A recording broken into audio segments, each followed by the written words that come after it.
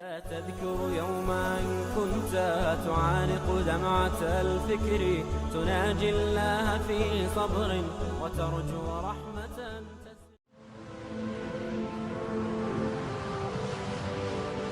حضرت عمر رضی اللہ تعالیٰ عنہ جب ایمان لائے تو آپ نے ایک ایک کافر کے گھر کے دروازے پہ کھڑے ہو کے کہا کہ تم کمزوروں کو مارتے تھے، میں تمہیں بتانے آیا ہوں میں محمد عربی کا نوکر بن گیا۔ بلکہ آپ نے اعلان کیا جس نے اپنی بیوی کو بیوہ اور بچوں کو یتیم کروانا ہو اور اپنے ماں باپ کی کمر کو جھکانا ہو وہ عمر کے مقابلے میں آئے۔ اللہ اکبر۔ زنیرہ نامی ایک خاتون تھی، بہت کمزور۔ راوی کہتا ہے کہ اس کی ہڈیوں میں گودا نہیں تھا، عشق رسول تھا، اور اس کا ظالم آقا اس کو مارتا ہے، اور جب مار مار کے تھک جاتا ہے ادھر سے عمر آ رہے ہیں، یہ اسلام لانے کے پہلے کی کہانی ہے، ادھر سے عمر آ رہے ہیں تو اس نے کہا عمر تم جوان آدمی ہو تو یہ چھوڑتی نہیں ہے اپنے نبی کا نام، ذرا تم آؤ۔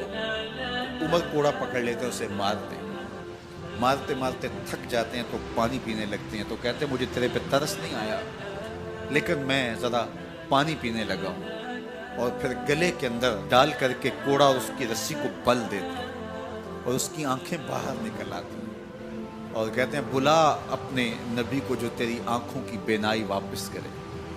اللہ اکبر۔ تو اس نے آسمان کی طرف منہ کر کے کہا مالک میں کبھی بھی آنکھوں کی بینائی نہ مانگتی لیکن اب تیرے نبی کی عزت کا سوال ہے۔ آنکھوں کی بینائی واپس ہو جاتی ہے۔ زنیرہ کو بڑا مارا، آج عمر گلیوں میں آنکھوں میں آنسو ہیں اور عجیب دل بے تاب ہے، اور کہتے ہیں آؤ بھئی میں حضور کا غلام بن گیا ہوں، تمہیں بتانے آیا ہوں۔ زنیرہ نے موڑ کاٹا تو آگے عمر یہ آواز دے رہے تھے۔ زنیرہ ایک کونے پہ کھڑے ہو کے رو کے کہتی ہے عمر تم تو بڑے اس دن جوش و غضب میں تھے اور تم مارتے ہوئے تھکتے نہیں تھے۔ تو عمر نے کہا زنیرہ اس دن میں نے دیکھا نہیں تھا، اب میں محمد عربی کو دیکھ آیا ہوں۔ جنہ ویکھیا نہیں ہو کرن گلاں، جنہ ویکھیا نہیں ہو کرن گلاں، جنہ ویکھیا ہو تے بول دے جڑے محرم راز حقیقت دے اور راز حقیقت کھول دے۔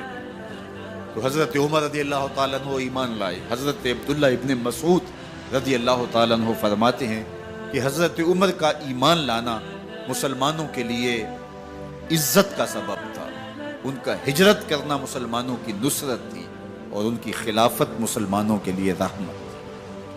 حضرت عمر رضی اللہ تعالی عنہ وہ ہیں کہ میرے حضور نے فرمایا لوگوں جب نیک لوگوں کا ذکر کرو تو میرے عمر کا تذکرہ ضرور کیا کرو۔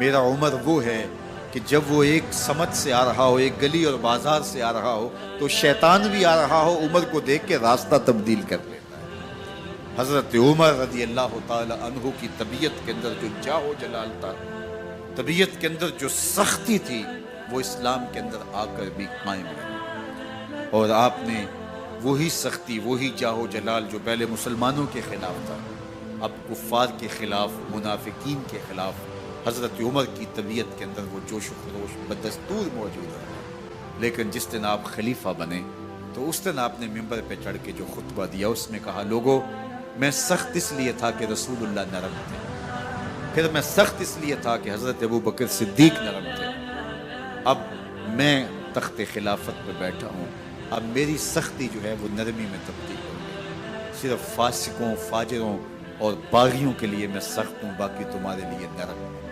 سب سے کم جو تنخواہ بیت المال سے اگر کسی وجود نے لی ہے تو وہ حضرت عمر رضی اللہ تعالیٰ عنہ نے صرف 2 جوڑے لیتے تھے سال میں، اور راوی کہتا ہے کہ میں نے دیکھا ہے کہ اس میں بھی 17 پیوند لگے ہوتے تھے۔ حضرت عمر رضی اللہ تعالیٰ عنہ کا طرز زندگی، آپ کا انداز معاشرت اور آپ کا انداز خلافت، ہر لمحہ آپ کی زندگی کا اٹھا کے دیکھیے کتنی مرتبہ قرآن حضرت عمر کی رائے کے مطابق نازل ہے۔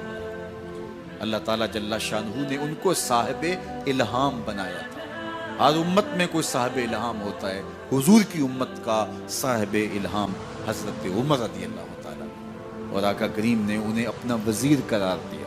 فرمایا میرے 2 وزیر آسمانوں میں ہیں، 2 وزیر زمینوں میں ہیں، آسمانوں کے وزیر جبرائیل اور میکائیل ہیں اور زمین کے وزیر ابو بکر اور عمر رضی اللہ